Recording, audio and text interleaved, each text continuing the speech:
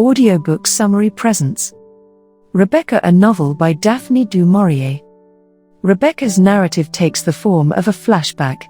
The heroine, who remains nameless, lives in Europe with her husband, Maxime de Winter, traveling from hotel to hotel, harboring memories of a beautiful home called Mandalay, which, we learn, has been destroyed by fire.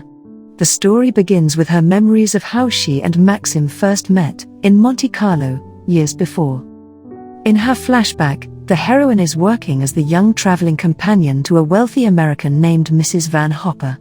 In her flashback, Maxime is staying at the same hotel as the heroine and her employer, and after knowing the heroine for only a few weeks, he proposes marriage.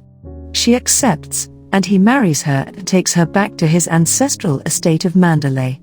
But a dark cloud hangs over their marriage. Maxime's first wife, Rebecca, drowned in a cove near Mandalay the previous year, and her ghost haunts the newlyweds' home.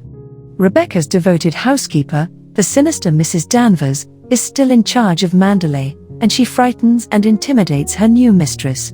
Despite the encouragement of the house overseer, Frank Crawley, and Maxime's sister, Beatrice, the heroine struggles in her new life at Mandalay. She feels that she can never compare favorably to Rebecca, who was beautiful, talented, and brilliant, or so everyone says, and soon she feels that Maxime is still in love with his dead wife. Mandalay traditionally hosts a costume ball each year, and it is soon time for the gala to take place. Swept up in the preparations, the heroine's spirits begin to revive. But the ball ends in disaster. On Mrs. Danvers's suggestion, she wears a costume that, it turns out, is the same dress that Rebecca wore at the last ball. Upon seeing the heroine, Maxime is horrified, and the heroine becomes convinced that he will never love her, that he is still devoted to Rebecca. The following day, Mrs. Danvers almost convinces her to kill herself, and she only breaks away from the old woman's spell when rockets go off over the cove, signaling that a ship has run aground. When divers swim near the grounded ship, they find the wreckage of Rebecca's sailboat, with Rebecca's dead body in the hold. This discovery prompts Maxime to tell the heroine the truth. Rebecca was a malevolent, wicked woman, who lived a secret life and carried on multiple affairs, including one with her cousin, Jack Favell.